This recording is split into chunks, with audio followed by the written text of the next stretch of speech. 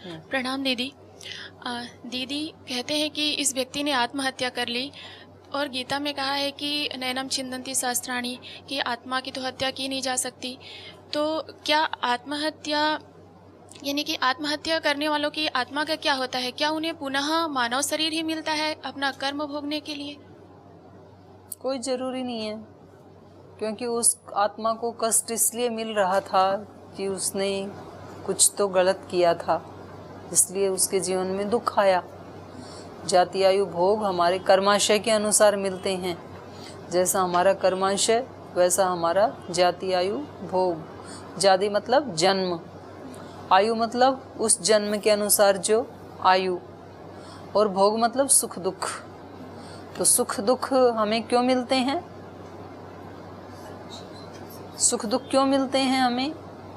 हमारे कर्म के कारण। हमने वैसा किया था। किसी को बहुत सुख मिल रहा है जीवन में, इसका मतलब उसका कर्माशय पुण्यात्मक था। किसी को बहुत कष्ट मिल रहे हैं जीवन में, इसका मतलब उसका कर्माशय पापात्मक था।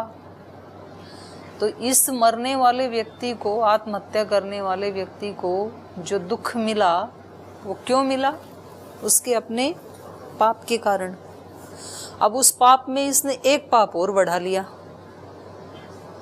क्योंकि शरीर उसको बनाने का हक नहीं है, तो उसको मारने का हक भी किसी को नहीं है। ना दूसरे की हिंसा करनी चाहिए, ना अपने शरीर की हिंसा करनी चाहिए।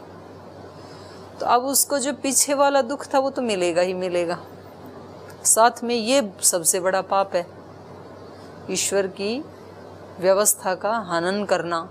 तो इसका और साथ में मिलेगा, तो दुख तो उसको मिलेगा, भोगना तो पड़ेगा। वो किस योनि में भोगना पड़ेगा ये तो फिर उसका कर्माशय ईश्वर ही देखेगा, क्योंकि ये जो जन्म उसको दिया था, ये चांस तो उसने खो दिया।